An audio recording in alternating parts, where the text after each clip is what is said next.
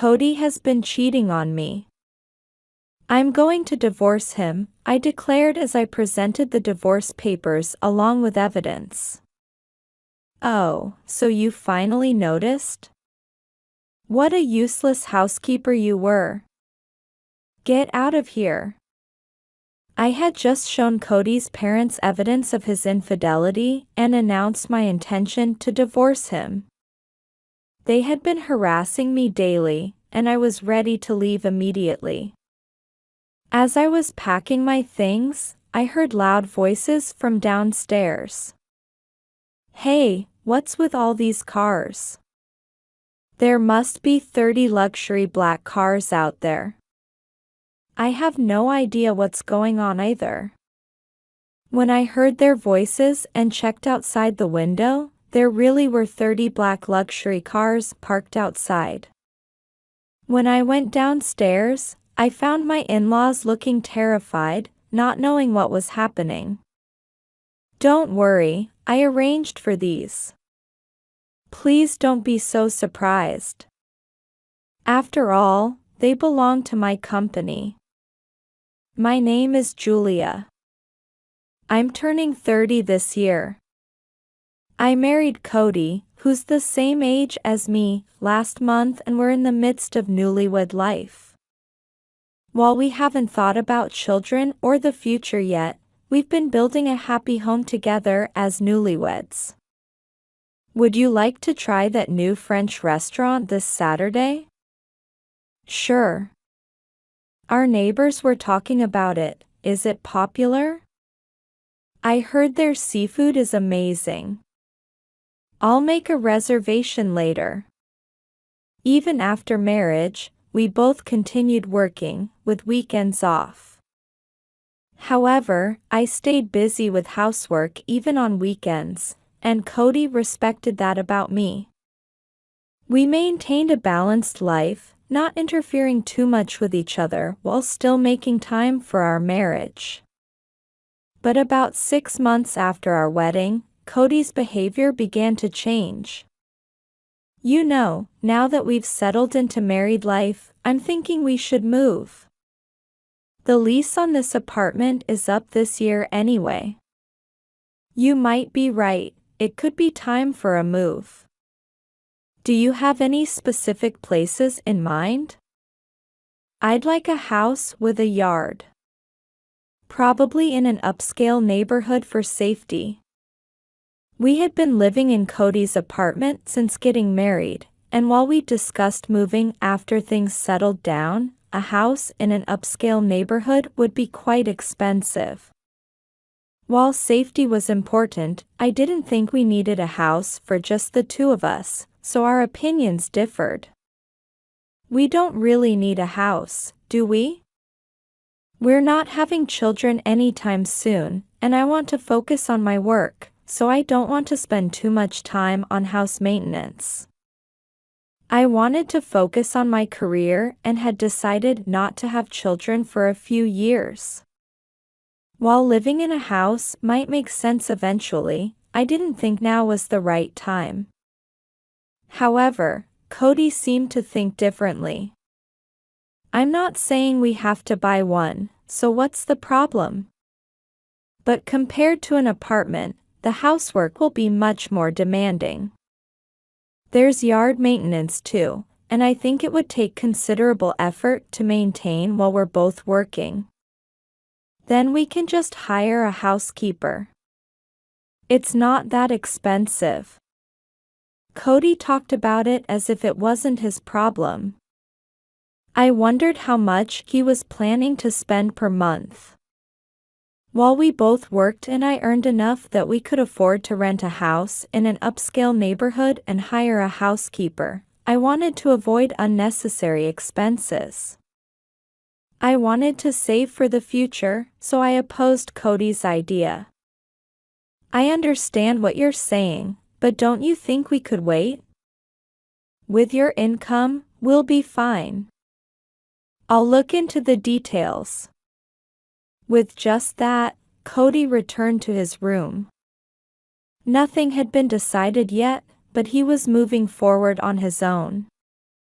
While he had shown some self-centered behavior when we were dating, it had gotten much worse recently. A week later, I've arranged to view this property this weekend. Are you free? What?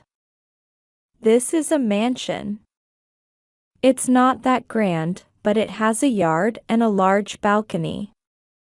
The property Cody showed me was a house big enough for an extended family.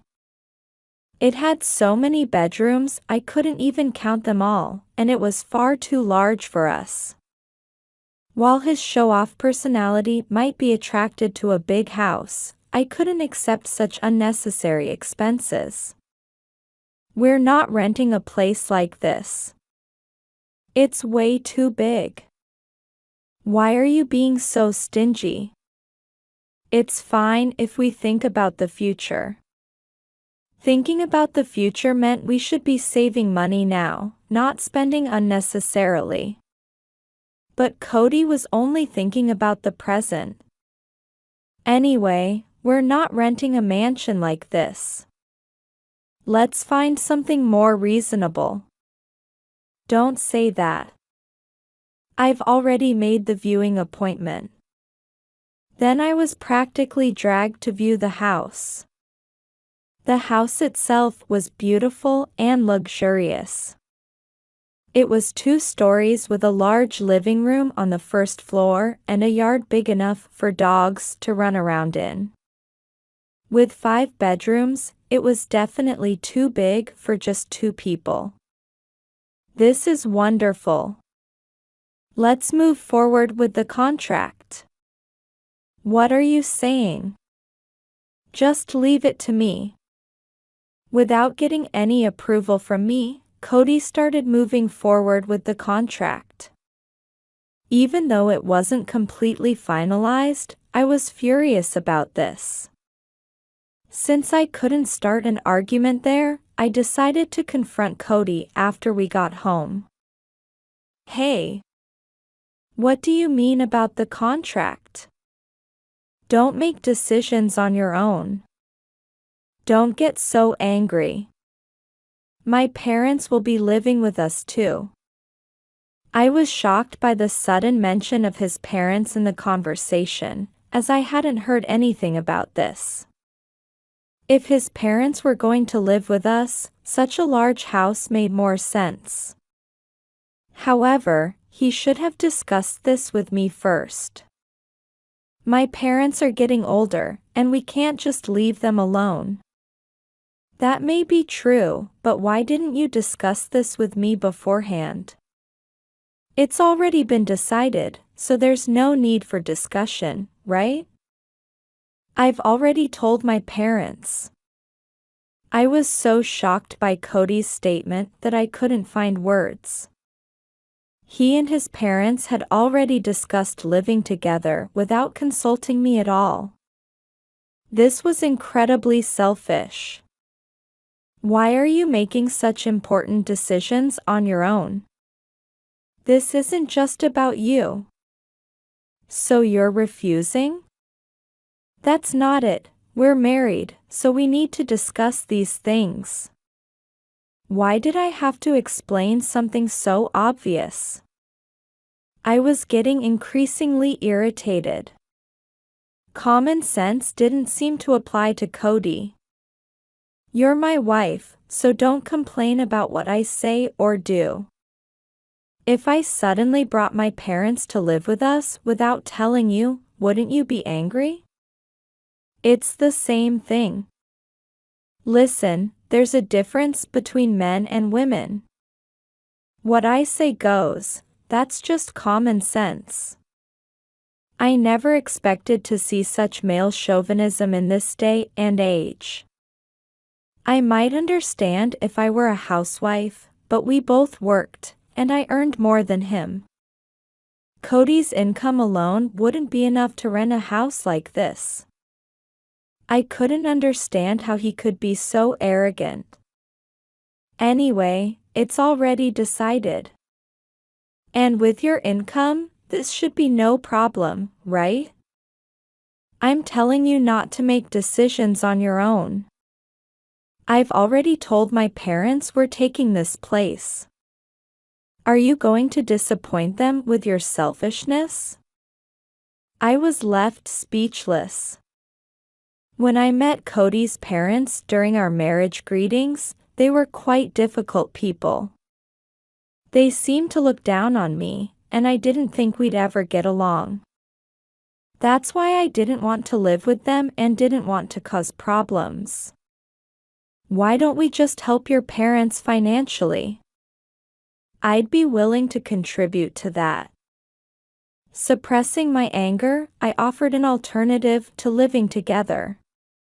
No, as I've said multiple times, living with them is already decided. You don't want them complaining about you again, right? I'll cover the living expenses, but you pay the rent. Just don't tell my parents that. Let them think I'm paying for everything. I sighed deeply at Cody's selfishness from start to finish. However, seeing no point in continuing this conversation that would go nowhere, I reluctantly agreed. I worked anyway, so I wouldn't have to spend much time with his parents. I decided to try to minimize my interactions with them. 6 months later, after moving in, life with my in-laws began. Why are your things in this large room? As a daughter-in-law, you should obviously take the smallest room. There were 2 large rooms and 3 smaller ones on the second floor. Since I was paying the rent and his parents were the ones staying with us, I had thought the 2 larger rooms would be for Cody and me, but this angered my in-laws. Please don't make us angry. You clearly don't understand your position. The smallest room is plenty for you. Be grateful you even get your own room. I couldn't understand why I had to take the smallest room when I was paying the rent. While I was irritated, there was no point in arguing with them. It was better to give in than start a fight. I understand. You should think about these things without being told. While the smallest room was still adequate for one person, I silently moved my belongings, telling myself this was better than arguing. While it was an awful start from day one, I usually worked outside the house, so I wouldn't have to interact with them much. I tried to stay positive and not let stress build up as I started this new life. However, my expectations were betrayed.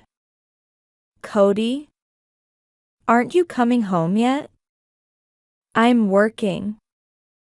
Don't call me, I'll probably be home late. Soon after moving in, Cody became busy with work and started staying out late regularly. While I had planned to spend time in my room after returning from work, my in-laws made me do everything. They ordered me around, telling me to do this and that, and got angry if I stayed in my room, saying, "Don't rest." Initially, they were supposed to handle the housework since they were always home, but they didn't help at all, and I ended up having to do everything after returning from work. When I suggested hiring a housekeeper, they strongly opposed it. They insisted housework was a daughter-in-law's duty and wouldn't listen to my opinion. I was reaching my limit with the stressful days. So I decided to talk to Cody directly about it. I need you to talk to your parents. When you're not here, they treat me like a housekeeper. They're probably just trying to be caring. Family time is necessary, and you shouldn't just go straight to your room when you get home. While family time might sound nice, the reality was that I was just being used as a housekeeper. I wished he wouldn't put such a convenient spin on it, but Cody wouldn't take me seriously. Gradually, his parents' treatment of me got worse, and I started regretting marrying Cody. Are you all right? You don't look well. If something's troubling you, you can always talk to me about it. My father and I worked at the same place, so we saw each other daily.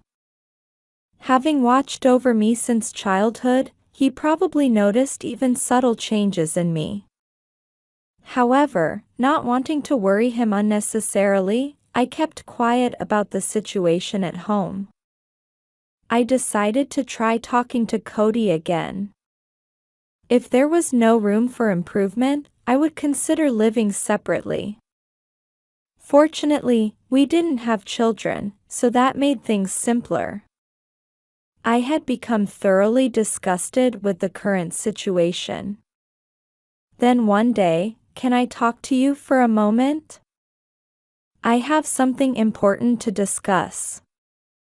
My father approached me with a serious expression as I was about to head home from work. Thinking it might be something important about work, I followed him to the conference room.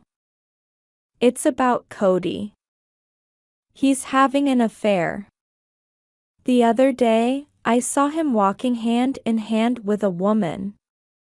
I couldn't believe it, so I followed them a bit, and they went into a hotel. When I heard this from my father, my mind went blank. No way. While I couldn't believe Cody would betray me, I also couldn't believe my father would lie. Here's the photo and video evidence. What you do with this is up to you, but I'll support you completely. Looking at the evidence my father provided, I was convinced of Cody's infidelity. While I was shocked and heartbroken to tears, I also felt an anger that words couldn't express. After that, I returned home, but Cody said he'd be late due to work. So I called his parents to talk. "What do you want?" calling us out when we were relaxing in our room. "This is about Cody's affair. I'm going to divorce him." I said this while presenting the evidence photos and divorce papers. "Oh, so you finally noticed? What a useless housekeeper you were. Outsiders should leave quickly." Apparently, his parents had known about Cody's affair. They truly had only thought of me as a housekeeper. While I was deeply disappointed, these people would no longer be part of my life, so it didn't matter. I decided to leave this house immediately and contacted my father. He said he would come pick me up, so as I was hurriedly packing my things, I heard loud voices from downstairs. "Hey, what are these cars? There must be 30 luxury black cars out there. I have no idea what's going on either." When I heard their voices and checked outside the window, there really were 30 black luxury cars parked outside. When I went downstairs, I found my in-laws looking terrified, not knowing what was happening. "Don't worry, I arranged for these. Please don't be so surprised. After all, they're my company's people." When I said this, my in-laws were dumbfounded. They seemed to have no idea what was going on. You see, my in-laws thought I worked part-time at a supermarket. Cody, with his pride, had wanted to hide the fact that I earned more than him from his parents. However, I actually owned a car rental business. Since we also dealt in luxury vehicles, the company owned many high-end cars. Wait a minute. What do you mean you arranged this? It means exactly what I said. I asked my father to have these company cars come pick me up. You own a company? While explaining everything to them when they couldn't grasp the situation was a bit troublesome, I decided to tell them everything, wanting them to feel the full shock of learning who I really was. I wanted them to hit rock bottom as revenge for everything they'd done.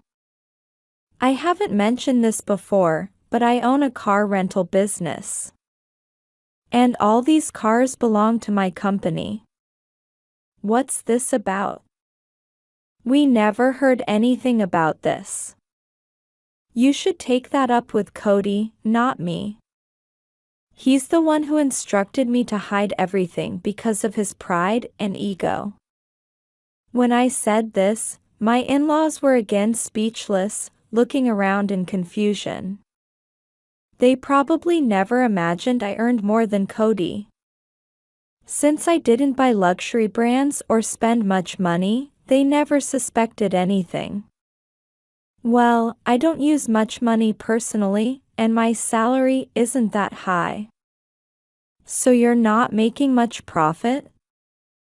That's not true at all.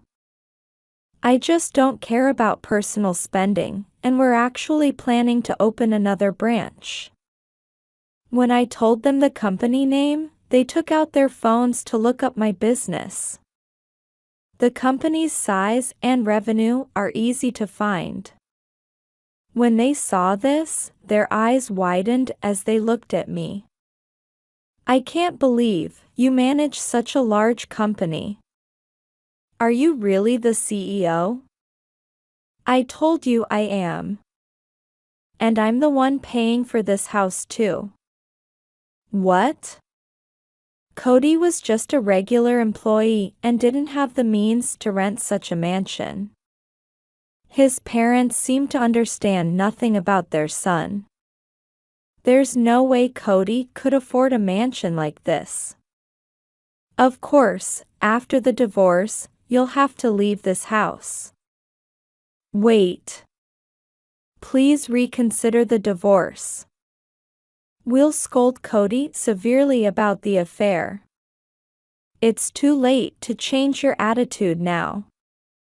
The fact that you mistreated me and that Cody cheated on me won't change. It was too late for apologies now. I had no intention of showing mercy to my in-laws or forgiving them. Making them take full responsibility for what they'd done was only natural as adults. There was no reason to coddle them, they weren't children. Please wait. Won't you reconsider? Our son's affair was just a fling. We guarantee it wasn't serious. We might have been a bit harsh with you, but that was because we wanted you to grow.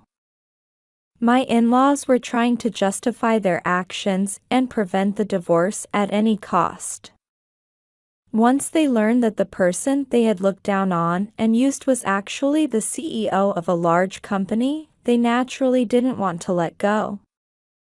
However, nothing they said would change my mind.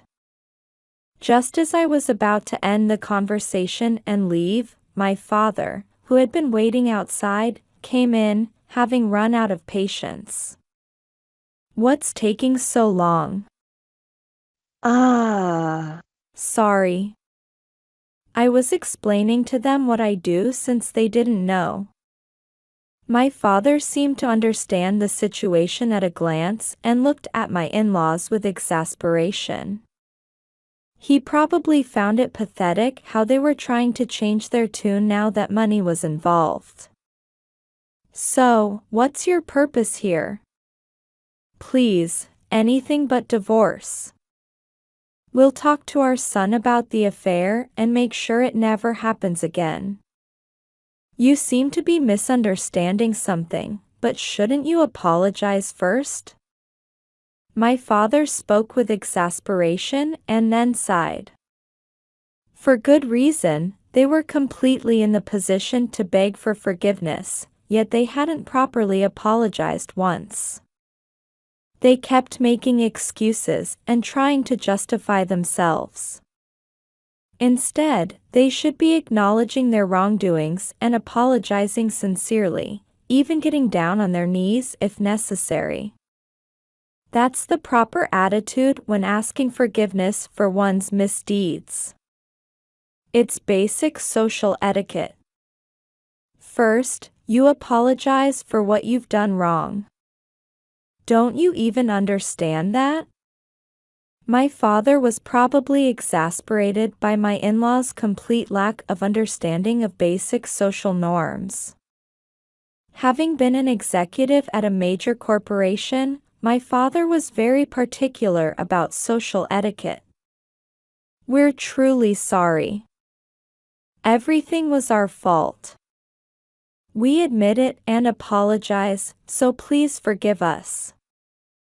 Please, anything but divorce. My in-laws reluctantly got down on their knees at my father's urging. They were prostrating themselves to prevent me from divorcing Cody. In other words, blinded by money, they had thrown away their pride and were on their knees. It was truly pathetic, and I was determined never to become like them. How disgraceful. Don't you feel ashamed about doing anything for money? But you told us to apologize. I said to apologize if you were truly remorseful. Your apology isn't a real apology. My in-laws grimaced at my father's words. They probably couldn't understand what he meant. However, I understood perfectly. An apology means acknowledging and apologizing for one's wrongdoing. There shouldn't be any ulterior motives. If you're apologizing to gain something, it's not a real apology. My in-laws were just putting on a show of prostrating themselves to prevent Cody and me from divorcing, not sincerely apologizing for their mistakes. This conversation is going nowhere. There's nothing more to discuss. Shall we go? Yes, staying here any longer would be a waste of time. Let's go. After this exchange with my father, I took my belongings and left the house. My in-laws kept following us until the end, but we just got in the car. The sight of the cars driving away one after another was impressive. By the way, why did you bring so many cars? I thought you might need to take all your belongings from the house. Well, it ended up being quite an effective performance. That's true. I think they deeply regret how they treated me now. On the way to my parents' house, I told my father about all the harassment I had endured from my in-laws. I explained how we ended up in that mansion and everything about life afterward. That must have been really tough. Well, then we need to make them pay for what they did. Let's consult the company lawyers first. But what exactly are we going to do? We'll need to talk to the lawyers first for details, but first. My father was probably even more enraged than I was about the harassment I had endured. He said he would get thorough revenge, and immediately contacted the lawyers to start discussing specific plans. While we were meeting to discuss how to proceed, I received a call from Cody. He had probably heard everything from his parents and was rushing to contact me. Hey! What's this about divorce? It's all a misunderstanding, let's meet and talk. What? A misunderstanding? Even now, you won't admit what you did? It really is a misunderstanding. I had shown his parents the evidence of his affair, so he must have heard about it. I was furious that he was still trying to make excuses. Perhaps it was natural that he couldn't apologize, being the child of such parents. There's nothing to discuss in person. I have evidence of your affair, and I'm divorcing you. Of course, I'll be demanding compensation. I've consulted with lawyers, and you have no escape. That's all I have to say. You know the standard compensation amount, so make sure you have the money ready. I said just that and hung up.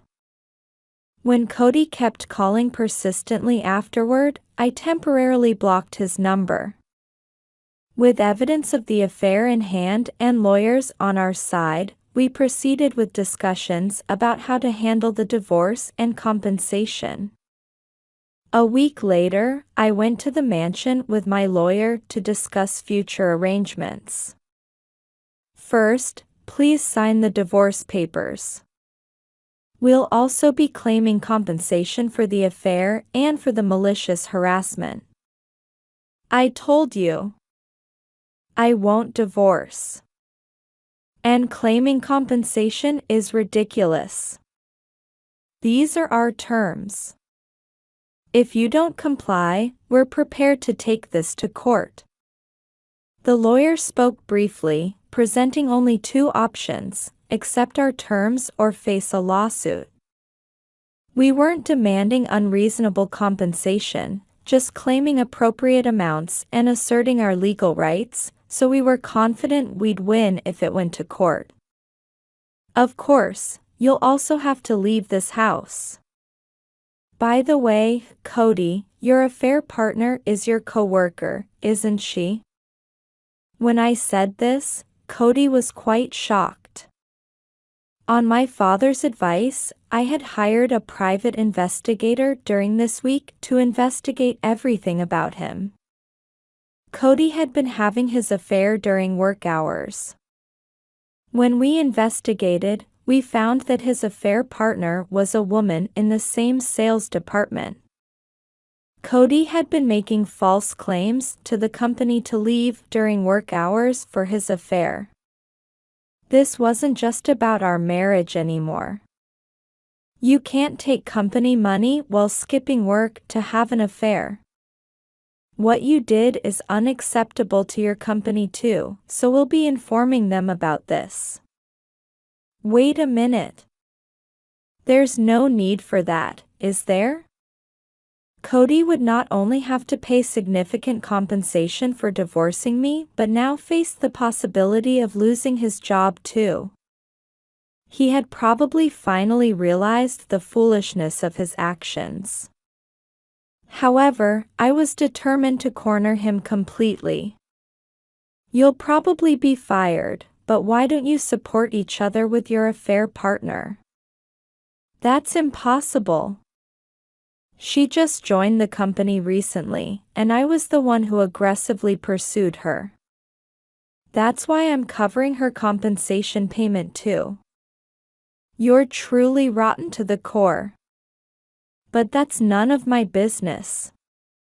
Whatever circumstances existed between Cody and his affair partner, they had to take responsibility for their actions. If their relationship fell apart and their lives went to ruin, it meant nothing to me. That's all I have to say. You have 1 week to respond to our lawyer. If we don't hear back, we'll file a lawsuit. Please. Please forgive me. I don't have money for compensation. I have no savings, so I won't be able to live. I'm truly sorry. I'll get on my knees, anything, please forgive me. Until the very end, Cody and his parents begged for my forgiveness, but my heart wasn't moved at all. In fact, I was angry at how they were trying to escape responsibility even at this point. Don't make me repeat myself. I have no intention of forgiving you. You can suffer for the rest of your lives for all I care. I stated this clearly and left with the lawyer. A week later, they responded to our lawyer. They said they couldn't pay in full and requested installment payments. However, since we didn't trust them, we insisted on full payment only.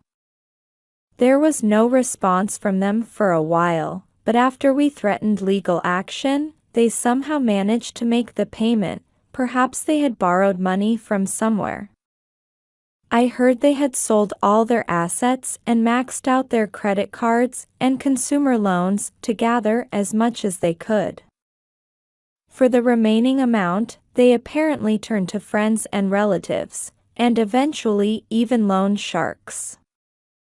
Now they're working part-time and day labor jobs to pay back their debts, and I think they deserve to suffer for life.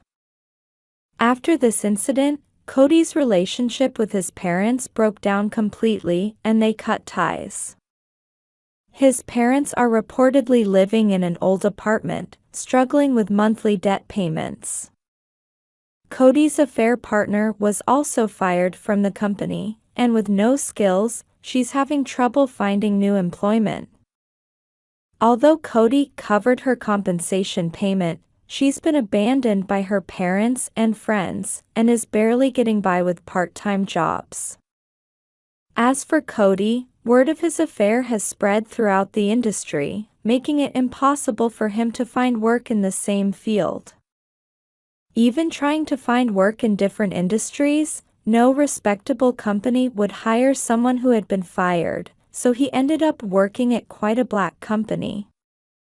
With the huge debt from covering both compensation payments, he's apparently working every day just to repay his debts, barely able to afford proper meals.